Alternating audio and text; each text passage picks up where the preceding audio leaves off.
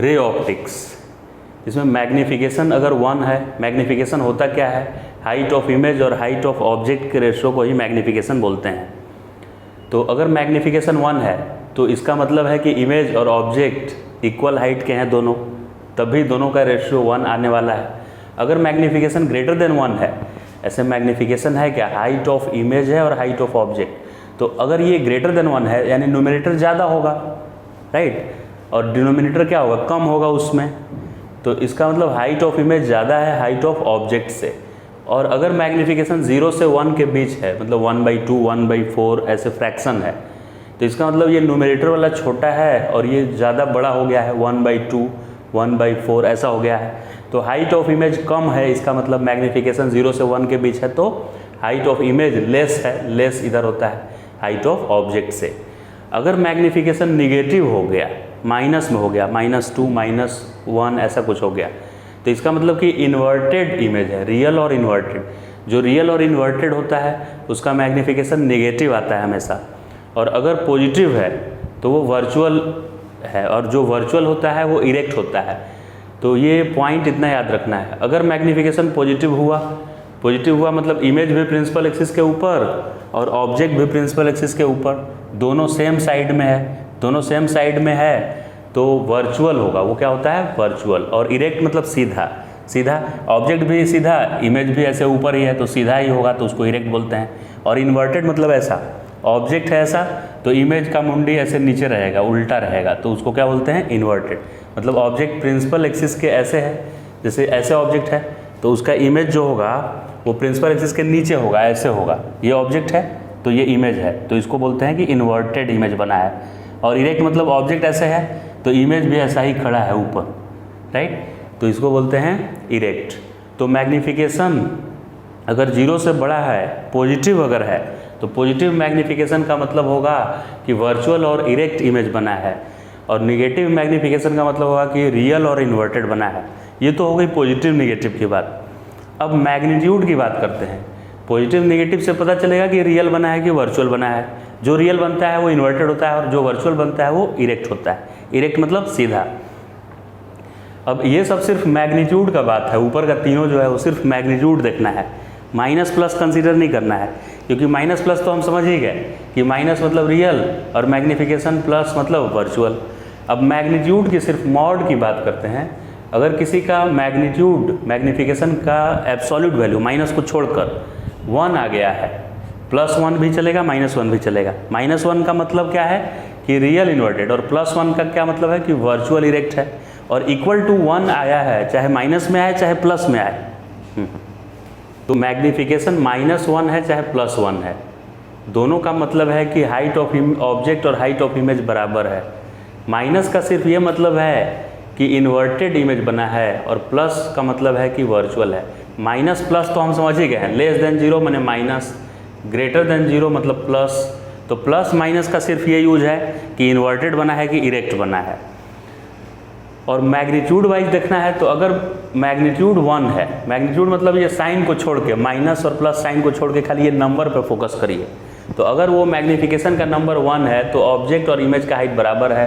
अगर वो मैग्नीफिकेशन का नंबर माइनस प्लस साइन छोड़कर अगर वो नंबर 1 से बड़ा है तो इमेज बड़ा बनेगा, और अगर वो 0 से 1 के बीच है उसका मैग्नीफिकेशन का मॉड सिर्फ एब्सोल्यूट वैल्यू मतलब माइनस साइन छोड़कर, अगर वो 0 से 1 के बीच है मतलब आधा है, 1/4 है, तो इसका मतलब है कि इमेज का हाइट ऑब्जेक्ट के हाइट से कम है।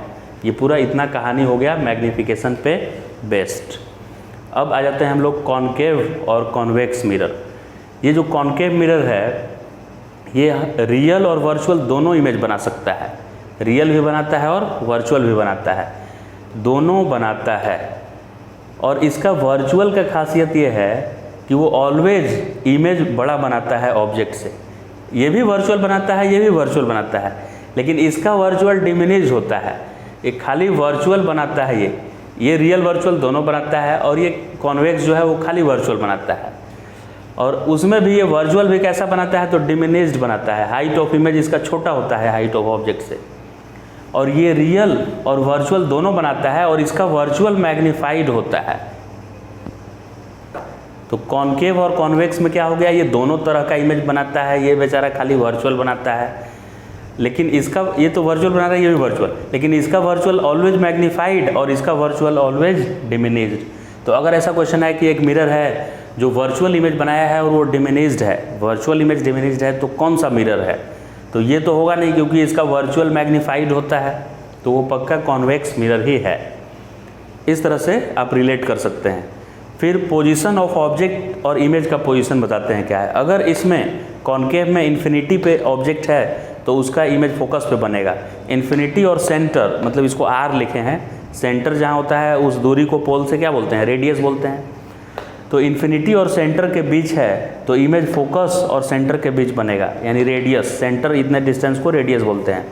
और अगर आर पे ही है, मतलब आर दूरी इतना, यानी सेंटर पे ही रखा हुआ है, सेंटर ऑफ कर्वेचर पे ऑब्जेक्ट, तो इमेज भी वहीं पे बनता है। और सेंटर और फोकस के बीच में, सेंटर और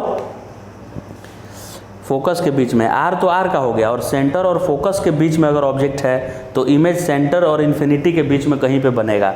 और ऐट फोकस रख देंगे इसमें, माने जहाँ फोकस है वहीं पे ऑब्जेक्ट को रख देंगे तो वो इमेज को कहाँ भेज देगा, इन्फिनिटी पे।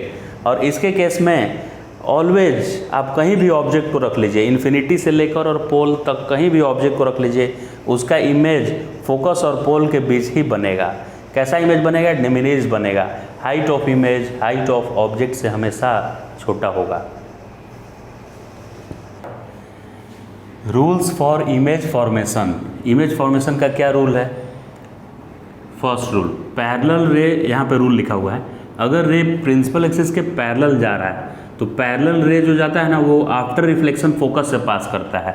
जैसे एग्जांपल देखिए, पैरेलल रे गया तो जैसे ही मिरर से रिफ्लेक्ट हुआ वो फोकस के अलॉन्ग आ गया, राइट। यहाँ पे पैरेलल रे गया लेकिन उधर रे जा ही नहीं सकता है फोकस की तरफ। क्यों नहीं जा सकता है? क्योंकि इधर ओपेक है इस साइड में, राइट, पेंट किया हुआ है, तो इधर से इधर नहीं आएगा लेकिन इसी के अलॉन्ग जाएगा, फोकस के अलॉन्ग ही जा रहा है। रिफ्लेक्ट करके इधर जाने वाला है लेकिन वो ऐसा लगेगा जैसे फोकस से जा रहा है, राइट।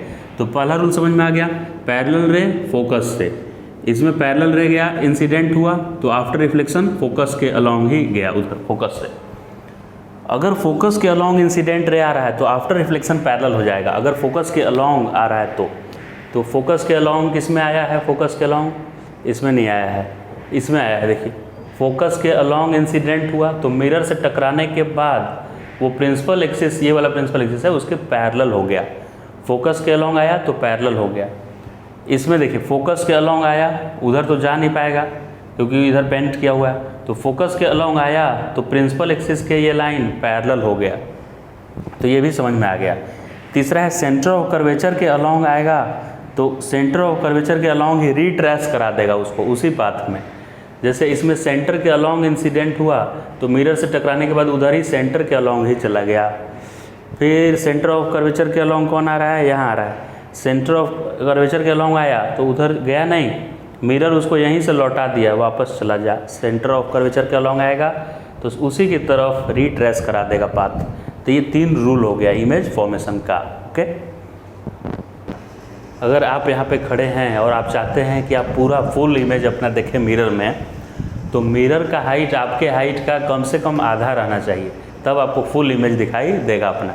मतलब अगर आप घर में मिरर ला के रखना चाहते हैं सामने और चाहते हैं कि आपका पूरा इमेज दिखे, तो आपको मार्केट से कम कितना हाइट का मिरर लेना पड़ेगा? खुद के हाइट के आधे हाइट का। उससे कम लेंगे तो पूरा इमेज कहीं भी अपना पोजीशन चेंज कर लीजिए, फुल इमेज कभी भी देख नहीं पाएंगे। वैसे ही अगर आप पीछे आप पूरे वॉल को देखना चाहते हैं और आप रूम के बीच में हैं और सामने के वॉल पे मिरर लगा हुआ है और आप चाहते हैं कि पूरा वॉल ऊपर से नीचे तक दिखे, तो मिरर कम से कम वॉल के हाइट का 1/3 रखना पड़ेगा, तब जाकर पीछे का पूरा ये वॉल दिखेगा। इससे ज़्यादा हाइट का मिरर है तो और अच्छा है, लेकिन इससे h/3 से कम हाइट का होना नहीं चाहिए। फिर ये है, अगर 2 मिरर इंक्लाइन होता है तो उसके बीच में रखे हुए ऑब्जेक्ट का कितना इमेज फॉर्म होता है, या ये खुद आपकी, ये खुद हैं, ये जो ऑब्जेक्ट है उसके जगह पर आप खुद को इमेजिन करिए और आप खुद को देखना चाहते हैं, ये 2 मिरर है, तो आपको कितना इमेज दिखाई देगा इन दोनों मिरर में मिला के, उसके लिए ये फॉर्मूला बना हुआ है। तो अगर 2 मिरर पैरेलल होता है, जो सैलून में हेयर कट कराने जाते हैं तो पैरेलल होता है 2 मिरर, तो उसमें आपको इमेज इनफाइनाइट दिखाई देता है, इमेज का पीछे इमेज, इमेज के पीछे इमेज, इनफाइनाइट बन जाता है। क्योंकि पैरेलल दो मिरर होता है तो उसमें इंक्लिनेशन 0 होता है, पैरेलल लाइन के बीच क्या होता है, एंगल 0 होता है। तो 0 360/0 करेंगे, इनफाइनाइट आ जाएगा। तो ये नंबर इनफाइनाइट आ गया, तो ये इनफाइनाइट आ गया तो कितना इमेज आपको दिखाई देगा, इनफाइनाइट। लेकिन अगर पैरेलल नहीं है, किसी एंगल पे है, जैसे 90 डिग्री पे है, तो आपको क्या करना है, 360 बाई वो एंगल लिखना है। जितने एंगल पे दो मिरर इंक्लाइन करके रखा गया है वो एंगल लिखिए 360/थीटा। अगर इसको डिवाइड करने पे जो भी n आया, n का वैल्यू, अगर वो n ऑड आ गया, क्या आ गया, n ऑड, तो उस केस में आपको, अगर आप एकदम बाइसेक्टर पे हैं, मतलब सिमेट्रिकली आप हैं, दोनों मिरर के एंगल बाइसेक्टर पे हैं, तब तो सिमेट्रिकली प्लेस्ड हैं, तो n-1 बनेगा। ऑड आने पे क्या बनेगा, n-1। एग्जाम्पल के लिए करते हैं, अगर आपने 360 और एंगल से डिवाइड किया और अगर वो नंबर कोई ऑड नंबर आ गया, कैसा आ गया, ऑड नंबर आया, तो ऐसे केस में अगर आप सिमेट्रिकली प्लेस्ड हैं तो उस ऑड नंबर में से एक माइनस कर दीजिए, एक माइनस कर दीजिए। जैसे इसको 90 से डिवाइड करके देखते हैं, ये 90 है तो 360/90 4 आया, ये तो इवन नंबर आ गया, राइट। तो इवन नंबर आएगा तो ये कहानी चलेगा इवन नंबर के लिए। ऑड नंबर के लिए 360/72 अगर करें तो कितना आएगा, तो ये 2 टाइम्स गया, यहाँ 10, तो ये 5 आ रहा है। 360/72 क्या आ रहा है, 5। तो 5 क्या आ गया, ऑड नंबर आ गया कि नहीं, ऑड। तो ऑड नंबर आने पे क्या करना है, अगर आप एकदम बीच में ऐसे बैठे हैं तो आपको इमेज दिखाई देगा, एक माइनस करना है। सिमेट्रिकली प्लेस्ड के लिए ऑड नंबर आने के लिए एक माइनस करिए, तो 5 में से एक गया, 4 आपको दिखाई देगा, 4। 360/72 करने पे ये 5 आया, तो 5 आ गया ऑड। तो अगर आप बाइसेक्टर, एंगल बाइसेक्टर पे कहीं पे हैं तो आपको एक माइनस करना पड़ेगा, तो 5 में से एक गया, 4 इमेज दिखाई देगा। लेकिन आप इधर उधर कहीं पे हैं, साइड में है, बाइसेक्टर पे नहीं है, और ये ऑड आया है, तो एज इट इज लिख देना है। मतलब m नंबर ऑफ इमेज है, नंबर ऑफ इमेज जो भी n आया यहाँ 360 डिवाइड करने से वो डायरेक्ट लिख देंगे। यहाँ 5 आया तो 5 इमेज बन जाएगा। लेकिन अगर 360 बाई जो एंगल पे इंक्लाइन है वो इवन नंबर आ गया, तो चाहे आप सिमेट्रिकली प्लेस्ड ऑब्जेक्ट है चाहे एसिमेट्रिकली है, यानी बाइसेक्टर पे है या एंगल बाइसेक्टर पे नहीं है, कहीं भी है, अगर इवन आया तो -1 होगा ही होगा। तो नंबर ऑफ इमेज उसको कितना दिखाई देगा, तो 360 बाई एंगल से जितना भी आएगा उसमें से एक माइनस करना ही है, उतना इमेज दिखाई देगा।